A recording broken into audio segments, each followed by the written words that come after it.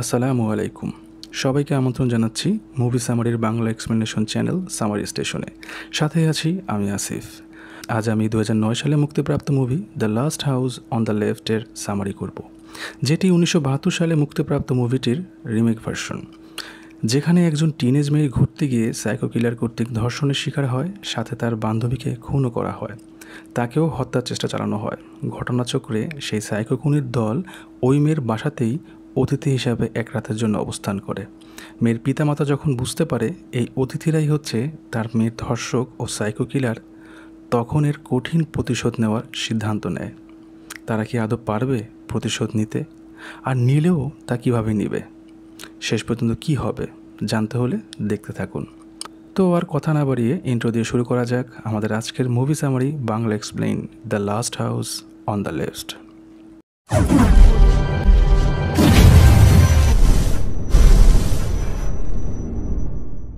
মুভির শুরুতেই আমরা দেখতে পারি দুজন পুলিশ অফিসার মধ্যরাতে একজন আসামিকে ধরে গাড়িতে করে থানায় নিয়ে যাচ্ছে। গাড়ির পিছনে বসা ওই আসামির নাম ক্রুগ। পুলিশ অফিসার দুজন গল্প করতে করতে হাসাহাসি করছিল। পিছন থেকে একটু পরে ক্রুগ বলে ওঠে তার মূত্র ত্যাগ করতে হবে। দুজন পুলিশ অফিসার তার কথায় পাত্তা না দিয়ে গল্প করতে থাকলে ক্রুগ আবারও বলে ওঠে তার মূত্র বিসর্জন দিতে হবে। যদিও বাইরে না নিয়ে যাওয়া হয় তবে সে গাড়িতে মূত্র ত্যাগ করে দিবে। এমন সময় একটা রেল ক্রসিংয়ে সিগন্যাল পড়ার জন্য গাড়ি এসে সেখানে দাঁড়িয়ে যায়। রেলগাড়ি যখন পার হচ্ছিল তখন পুলিশের গাড়িতে হঠাৎ করে পাশ থেকে আরেকটা গাড়ি এসে সজোরে ধাক্কা দেয়। এতে গুরুতর আহত হয় দুই পুলিশ অফিসার। অপর গাড়ি থেকে তখন মুখোশ পরা দুজন লোক নেমে আসে, যার মধ্যে একজন এসে কিছু বুঝে ওঠার আগেই ড্রাইভিং সিটে বসা রক্তাক্ত পুলিশ অফিসারকে মাথায় গুলি করে সেখানেই মেরে ফেলে। এরপর সে তার মুখোশ খুলে, আর আমরা জানতে পারি এ হচ্ছে আসামি ক্রুগের ছোট ভাই, যার নাম ফ্রান্সিস। আর এক মুখোশ পরা ব্যক্তিও তার মুখোশ খুলে ফেলে, আর এ হচ্ছে ক্রুগের গার্লফ্রেন্ড স্যাডি। তারা এসে ক্রুগকে মুক্ত করে দিলে সে এসে আহত আরেক পুলিশ অফিসারকে কষ্ট দিয়ে নিজ হাতে মেরে ফেলে, যা দেখে অন্য দুজন খুব আনন্দ পাচ্ছিল। এরপর প্রেক্ষাপট পরিবর্তন হয়। আমরা দেখি একটি মেয়ে ওয়াচ টাইম অন করে সুইমিং পুলে সাঁতার কাটছে। এর নাম হচ্ছে ম্যারি। ম্যারি সুইমিং শেষ করে টাইম ওয়াচ খুঁজতে গিয়ে দেখে সেটি তার মায়ের হাতে। ইনি হচ্ছেন তার মা, যার নাম এমা।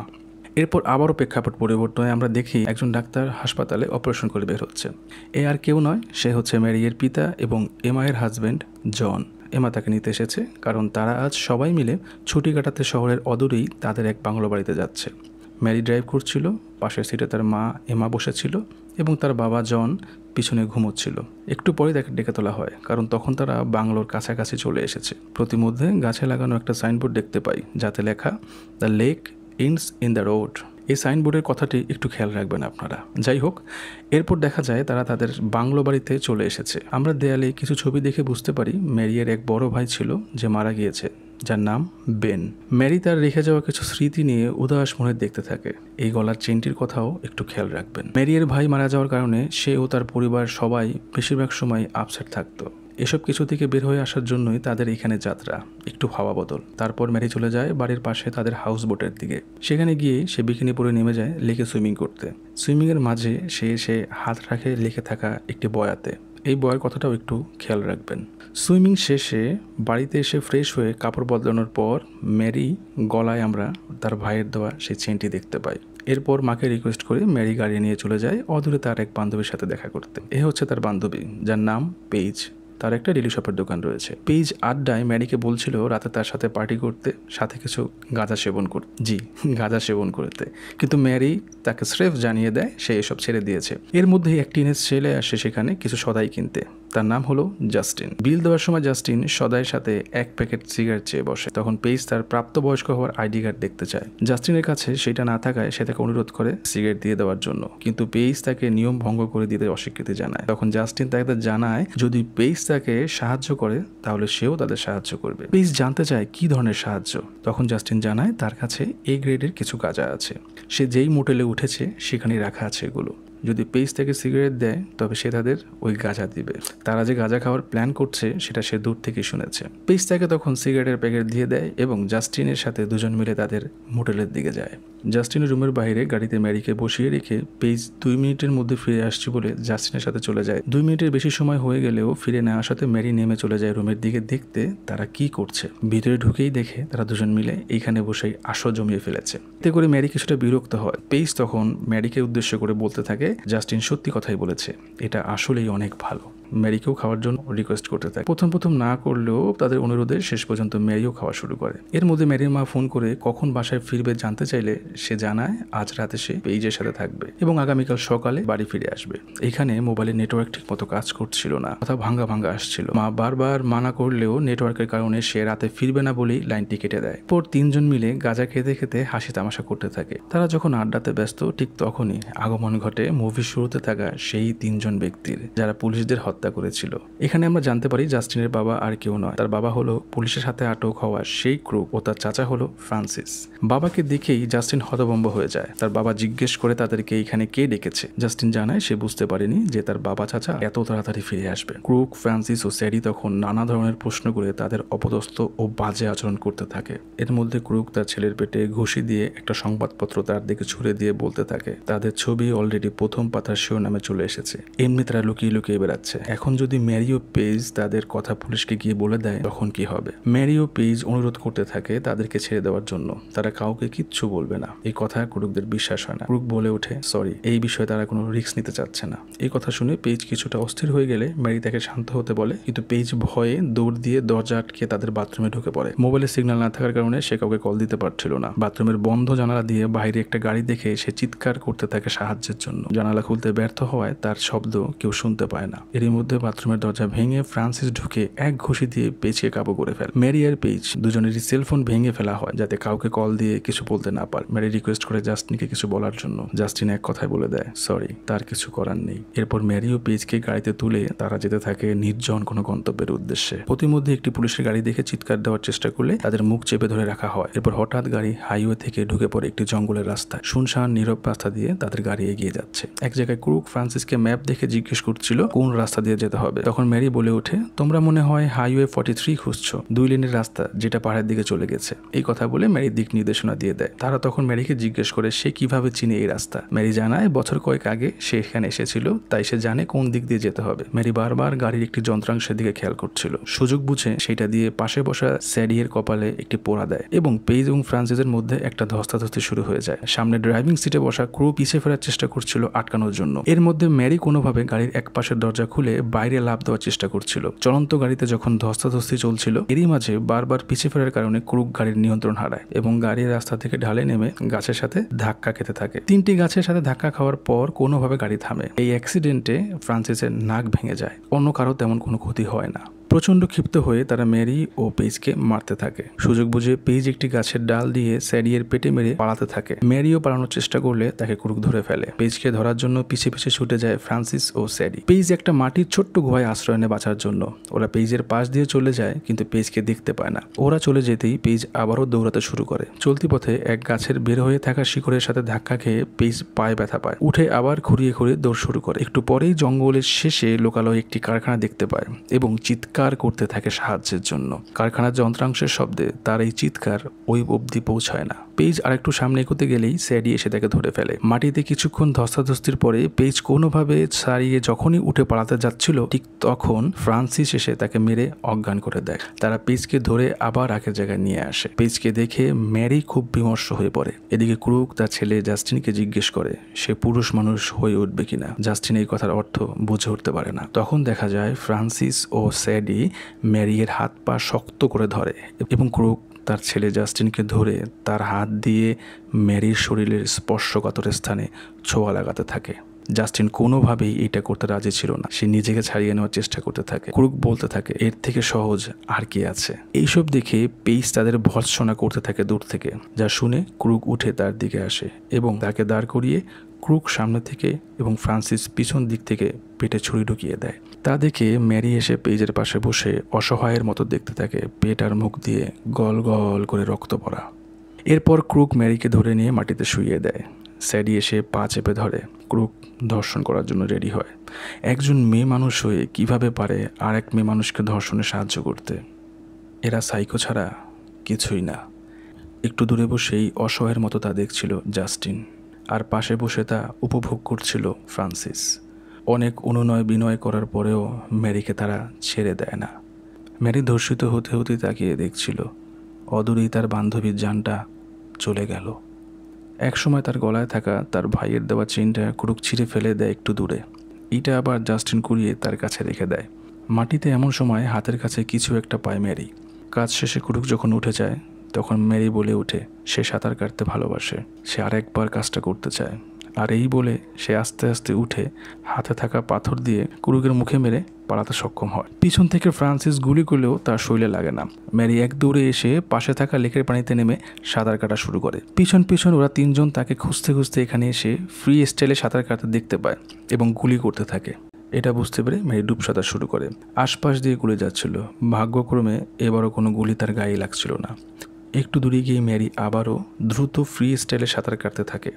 এমন সময় ক্রুগের একটা গুলি এসে লাগে ম্যারির পিঠে। সঙ্গে সঙ্গে ম্যারির সাঁতার কাটা থেমে যায়। আকাশের পানে চেয়ে তার শরীর ভাসতে থাকে পানিতে, আর পানি ধীরে ধীরে লাল হতে থাকে। বৃষ্টি শুরু ও এই দৃশ্য দেখে তারা ভেবে নেয় ম্যারি মারা গেছে, নতুবা এই বৃষ্টিতে তার বাঁচার আশা একদম নেই বললেই চলে। তারা আবার আগের জায়গায় ফিরে এসে দেখে তার ছেলে জাস্টিন তখনও পেইজের লাশের পাশে বসে আছে। তারা তাকে নিয়ে এই বৃষ্টির মধ্যেই জঙ্গল থেকে বের হতে থাকে। তখন উপরে সেই সাইনবোর্ড, মনে আছে আপনাদের সেই সাইনবোর্ড যাতে লেখা lake ins in the road.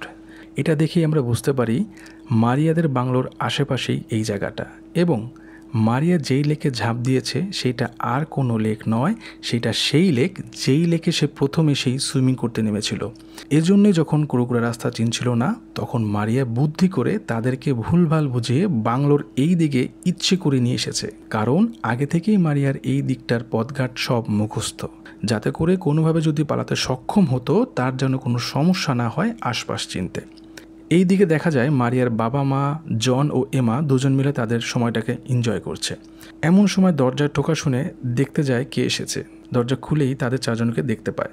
তারা বলে তাদের অ্যাক্সিডেন্ট হয়েছে, তার উপর বাইরে প্রচণ্ড বৃষ্টি, একটু সাহায্যের জন্য আশেপাশে এই বাড়ি দেখে এখানেই এসেছে। তারা তাদের ভিতরে আসার অনুমতি দিয়ে দেয়।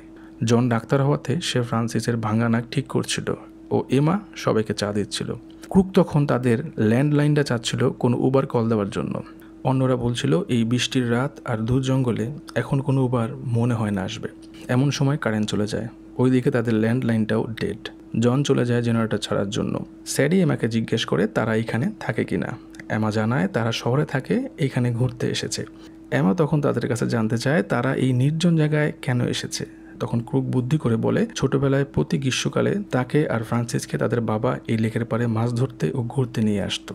তার বাবা এখন নেই। তার স্মৃতির উদ্দেশ্যে এবং তার ছেলে জাস্টিনকে পরবর্তীতে এই রেওয়াজ ধরে রাখার জন্যই তাদের এখানে আগমন।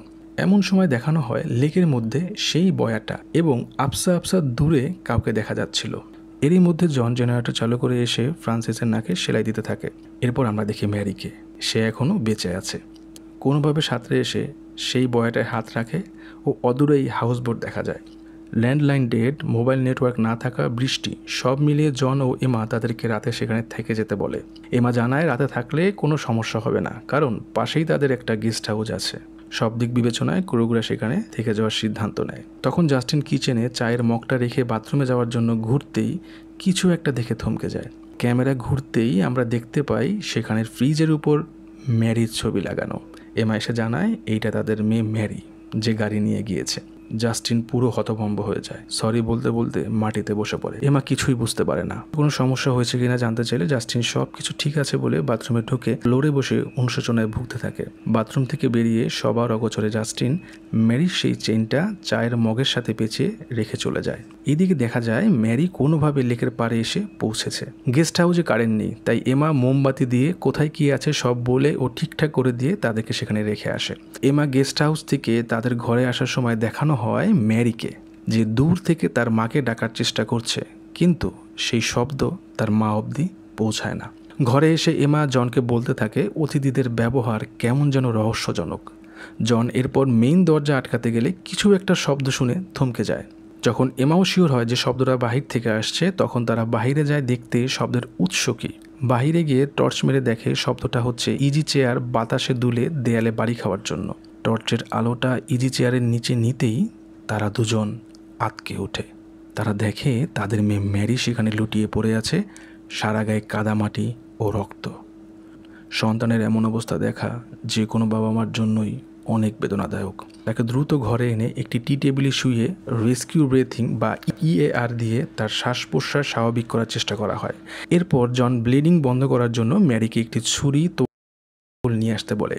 ম্যারি ছুরি নিয়ে যখন কিচেনের থেকে হোল ও ক্যাবিনেট থেকে তোয়ালে নিয়ে উঠে দাঁড়াবেই তখন তার চোখ পড়ে জাস্টিনের মগে পেঁচানো সেই চেইনটার দিকে।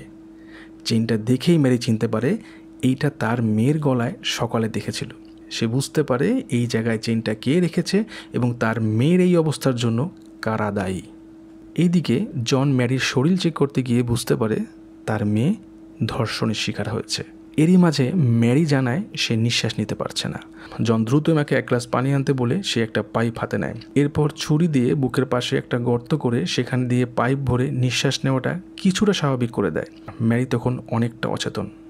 জন তার মেয়েকে জিজ্ঞেস করে, মা, তুমি কি বলতে পারবে কে তোমার সাথে এমন করেছে, বা তুমি কি তাদের চিনো? জনকে এমা তখন পাশ থেকে জানায় চেইনের কাহিনীটা। জাস্টিন এটা রেখে দিয়েছে যেটা সে সকালে ম্যারির গলায় দেখেছিল। জন তখন এমাকেও জানায় তাদের মেয়ে ধর্ষণের শিকার হয়েছে। দুজনে কিছুটা ভেঙে পড়লেও তখন আর তাদের বুঝতে বাকি নেই যে এই ঘটনার পিছনের মূল হোতা কারা। ম্যারি কান্না করতে করতে বলছিল জাস্টিনের অদ্ভুত আচরণ, ইশারা আমি তখন কিছুই বুঝতে পারিনি। জন এমাকে জানায় তাদের মেয়েকে হাসপাতাল নেওয়াটা জরুরি। এমা বলে তাদের মেয়ের সাথে অন্যায় করা মানুষগুলো তাদের ঘরে, আর তারা এখানেও আসতে পারে। জন তখন জানায় আমরা প্রস্তুত, আমাদের মেয়ের জন্য আমরা যে কোনো কিছুই করতে পারি। আবারও বলে যে কোনো কিছু করতে রাজি। এমা এই কথার অর্থ বুঝতে পারে। এমা আরও জানায় তাদের কাছে এই মুহূর্তে গাড়ি নেই, তাছাড়া নিকটবর্তী বাড়ি এখান থেকে প্রায় 6 মাইল দূরে। জন বলে 6 মাইল ভূমিতে, পানিতে নয়, অর্থাৎ তারা পানি দিয়ে যাওয়ার সিদ্ধান্ত নেয়। ওদিকে দেখা যায় ক্রুক যখন রাতে বিছানায় শোয়ার আগে তার পিস্তলটা পাশের সাইড টেবিলে রাখে, তখন জাস্টিন দূর থেকে সেটা খুব মনোযোগ দিয়ে দেখছিল। জন বোট হাউসে চলে যায় স্পিড বোট প্রস্তুত করতে। সেখানে গিয়ে দেখে যে স্পিড বোটের চাবি নেই। সে মরিয়া হয়ে চাবি খুঁজতে থাকে এদিক সেদিক। অন্যদিকে এমা কিচেনে কিছু খোঁজা অবস্থাতেই হঠাৎ সেখানে ফ্রান্সিস চলে আসে। ফ্রান্সিস জানায় বিদ্যুৎ চমকানোর জন্য তার ঘুম ভেঙে গেছে আর সে বিয়ার খোঁজার জন্য কিচেনে এসেছে। এমা খেয়াল করে বিয়ার হচ্ছে ফ্রিজে, যা ঠিক ফ্রান্সিসের পিছনে, আর ফ্রিজের উপরেই ম্যারির ছবি লাগানো। যদি ছবি দেখে ফেলে তাহলে ফ্রান্সিস সব বুঝে যাবে। তাই এমা ফ্রান্সিসকে অন্যমনস্ক করতে তার সাথে মিথ্যা প্রেমের নাটক করতে থাকে। এরই ফাঁকে এমা সুযোগ বুঝে একসময় ফ্রিজ থেকে ম্যারির ছবি সরিয়ে ফেলে। দেখা যায় কিচেনের ঠিক পাশেই ড্রয়িং রুম, যেখানেই শোয়ানো আছে ম্যারিকে। এমা খুব ভয় পাচ্ছিল ফ্রান্সিস না আবার দেখে ফেলে। ফ্রান্সিস কথা বলে ড্রয়িং রুমে এসে ম্যারিকে দেখেই আশ্চর্য হয়ে যায়। ঠিক এই সময় পিছন থেকে এমা একটি ওয়াইনের বোতল ফ্রান্সিসের মাথায় ভেঙে ফেলে। ফ্রান্সিস যখন পিছন ফিরে একটু এগিয়ে এমাকে মারতে যায়, তখন এমা একটি ছুরি ফ্রান্সিসের বুকে ঢুকিয়ে দেয়। ফ্রান্সিস ছুরিটা নিজেই বের করে এমাকে মারার জন্য পিছন পিছন ছুটে যায়। ম্যারি নিজেকে কোনো মতে বাঁচিয়ে হামাগুড়ি দিয়ে সামনে এগোতেই দেখে ইতিমধ্যে জন চলে এসেছে হাতে একটা হাতুড়ি নিয়ে। ফ্রান্সিস পাশের রুম থেকে ছুরি হাতে দৌড়ে আসা অবস্থাতেই জনের সামনে পড়লে জন সাথে সাথেই হাতুড়ি দিয়ে মেরে তাকে কাবু করে ফেলে। ফ্রান্সিস বাঁচতে কিছু একটা জনের দিকে ছুঁড়ে মারলে জনের হাত থেকে হাতুড়িটা পড়ে যায়। এই ফাঁকে ফ্রান্সিস জানালা দিয়ে অদূরে গেস্ট হাউসে থাকা ক্রুককে ডাকতে থাকে। জানালা বন্ধ ও বৃষ্টির কারণে তার এই শব্দের ছিটে ফোটাও ওই হাউস পর্যন্ত পৌঁছায় না। এরই মধ্যে জন এসে ফ্রান্সিসের সেই ভাঙা নাকটা আবার ডিসপ্লেস করে দেয় এবং পিছন থেকে মুখ চেপে ধরে। ফ্রান্সিস নিজেকে কোনোভাবে ছাড়িয়ে কিচেনের দিকে গিয়ে সিঙ্ক ধরে দাঁড়াতে যায়। তখন পিছন থেকে এমা এসে সিঙ্কে থাকা ডিশ ক্লিনারের পানির মধ্যে ফ্রান্সিসের মাথা চোবানোর চেষ্টা করে। এর সাথে এসে যোগ দেয় জনও। ফ্রান্সিস কোনোভাবে সিঙ্ক স্টপারকে হাত দিয়ে তুলে ফেলে। জন তখন গার্বেজ ডিসপোজালের সুইচ অন করে দেয় এবং তার ভিতরে ফ্রান্সিসের হাত ঢুকিয়ে দেয়। ফ্রান্সিস তখন প্রচণ্ড আর্তনাদ করতে থাকে ব্যথায়। এই ফাঁকে জন গিয়ে আবার হাতুড়ি নিয়ে এসে একবারে মেরে হাতুড়ি মাথায় গেঁথে দেয়। আর এখানেই ফ্রান্সিসের ইহজীবন সাঙ্গ হয়। তার নিথর দেহটা লুটিয়ে পড়ে মেঝেতে। এরপর তারা দুজন মিলে চলে যায় গেস্ট রুমে ক্রুক ও স্যাডিকে হত্যার উদ্দেশ্যে। তারা পা টিপে টিপে দোতলায় উঠে যায়। গিয়ে দেখে জাস্টিন ক্রুক ও স্যাডির খাটের পাশে মেঝেতে পিস্তল হাতে বসে আছে। জাস্টিন জন ও এমাকে দেখে তাদের দিকে পিস্তল তাক করে। তার চেহারায় ছিল ঘৃণা, রাগ ও অনুশোচনা। জাস্টিন পিস্তলটা জনকে দেওয়ার জন্য হাত বাড়িয়ে দেয়। পা টিপে জন এগিয়ে পিস্তলটা হাতে নিয়ে যখনই গান কুকিং করছিল তার সাউন্ডে ঘুম ভেঙে যায় স্যাডির। স্যাডি কিছু বুঝে ওঠার আগেই জন গুলি চালিয়ে দেয়, যেটা গিয়ে লাগে স্যাডির কাঁধে। এই শব্দে ক্রুগ হুড়মুড়িয়ে উঠে নিজেকে সেভ করার চেষ্টা করতে থাকে। কোনোভাবে গুলির হাত থেকে রক্ষা পেয়ে সে জানালার কাঁচ ভেঙে পালাতে সক্ষম হয়, আর স্যাডি নিজেকে বন্দি করে বাথরুমে। ক্রুগ দৌড়ে গেস্ট হাউস থেকে তাদের বাংলো বাড়িতে প্রবেশ করে। সে ঠিক বুঝতে পারছিল না কেন তাদের উপর হামলা করা হলো। সে ড্রয়িং রুমের দিকে এগিয়ে যায়, যেখানে ম্যারিকে শোয়ানো। টেবিলের উপর ক্যামেরা পড়তেই আমরা সেখানে ম্যারিকে দেখতে পাই না। জন দেখতে পায় সেখানে টেবিলের উপর রক্তমাখা কাপড়, ছুরি, অ্যালকোহলের বোতল পড়ে আছে। আরেকটু এগিয়ে সামনে কিচেন রুমে গেলেই দেখতে পায় তার ভাই ফ্রান্সিসের নিথর দেহটা। এইদিকে বাথরুমের দরজা ভেঙে জনের সাথে স্যাডির ফাইট হতে থাকে।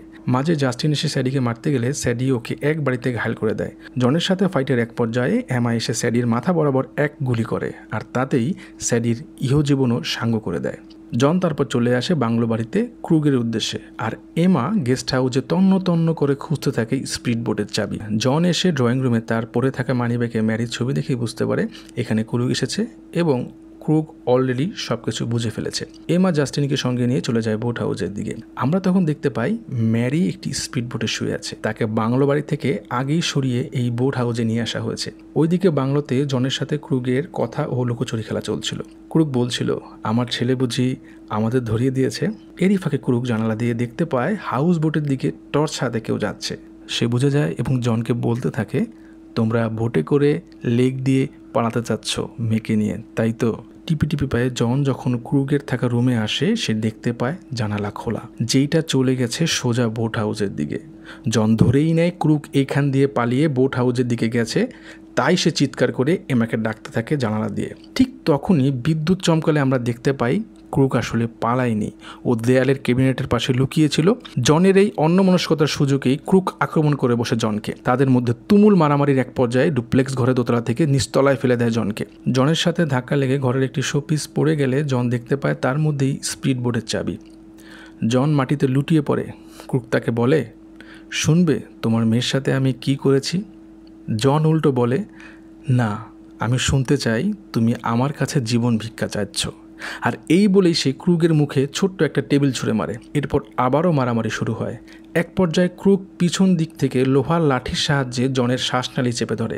জন যখন দম বন্ধ হয়ে মৃত্যুর একেবারে দ্বার প্রান্তে, ঠিক তখনই পিছন থেকে জাস্টিন এসে ক্রুগকে পিস্তল তাক করে। ক্রুগ জানে তার ছেলে একজন ভীতু, তাই সে এক পর্যায়ে পিস্তল কেড়ে নিয়ে লোহার লাঠির চোখা অংশ তার নিজের ছেলে জাস্টিনের বুকেই হালকা করে ঢুকিয়ে দেয়। তখন এমা এসে কার্বন ডাই অক্সাইডের স্প্রে করে ক্রুগকে কিছুটা কাবু করে। এরপর জন আর এমা মিলে মারা শুরু করে ক্রুগকে। শেষে এমার হাতের কার্বন ডাই অক্সাইডের সিলিন্ডারের আঘাতে ক্রুগ মাটিতে লুটিয়ে পড়ে এবং আর কোনো সাড়া শব্দ করে না। তারপর আমরা দেখতে পাই সকাল হয়ে গিয়েছে এবং বোট হাউস থেকে স্পিড বোট বের হচ্ছে। এমা জড়িয়ে আছে তার মেয়ে ম্যারিকে, বোটে আরও আছে জাস্টিন। অনেকেই হয়তো ভাবছেন মুভি এখানেই শেষ হয়ে গিয়েছে, কিন্তু না, দেখা যায় ক্রুগ এখনও জীবিত। তাকে কোথাও শুয়ে রাখা হয়েছে। জনকে ক্রুগ জিজ্ঞেস করে সে তার শরীর কেন নাড়াতে পারছে না। জন তাকে জানায় তার শরীরের ঘাড় থেকে নিচের অংশ পুরোটাই প্যারালাইজড করে দেওয়া হয়েছে। জনের কর্মকাণ্ড দেখে ক্রুগ আবারও জিজ্ঞেস করে সে কি করতে চাচ্ছে তার সাথে। জন কোনো কথা না বলে তার মাথাটা ওভেন জাতীয় কিছু একটার মধ্যে ঢুকিয়ে দিয়ে বলে ওঠে, ইউ গনা বি ফাইন। তারপর সুইচ বাটনে চাপ দিয়ে জন বের হয়ে আসে রুম থেকে। পরক্ষণেই দেখতে পাই ওভেনের মধ্যে রাখা ক্রুগের মাথা থেকে একসময় ধোঁয়া বেরোচ্ছে। ক্রুগ যন্ত্রণায় ছটফট করতে থাকে এবং সর্বশেষ তার মাথা ব্লাস্ট হয়। আর এরই মধ্য দিয়ে ইতি ঘটে the last house in the left মুভির। সো ভিউয়ার্স, কেমন লাগলো আজকের মুভি এক্সপ্লেইন তা অবশ্যই কমেন্ট সেকশনে জানাবেন। আরও জানাবেন আপনারা কোন মুভির এক্সপ্লেইন শুনতে চান। আর হ্যাঁ, ভালো লাগলে একটা লাইক ও সাবস্ক্রিপশন আশা করতেই পারি, তাই নয় কি? তবে কথা দিচ্ছি আমি আবারও হাজির হব নতুন কোনো মুভির সামারি এক্সপ্লেইন নিয়ে আপনাদের সামনে। সেই পর্যন্ত সবাই ভালো থাকবেন, সুস্থ থাকবেন, সামারি স্টেশন ও ভালো কাজের সঙ্গেই থাকবেন, এই আশা ব্যক্ত করে আজকের মতো এখানেই বিদায় নিচ্ছি। সবাইকে টাটা, বাই বাই, আল্লাহ হাফেজ, আসসালামু আলাইকুম।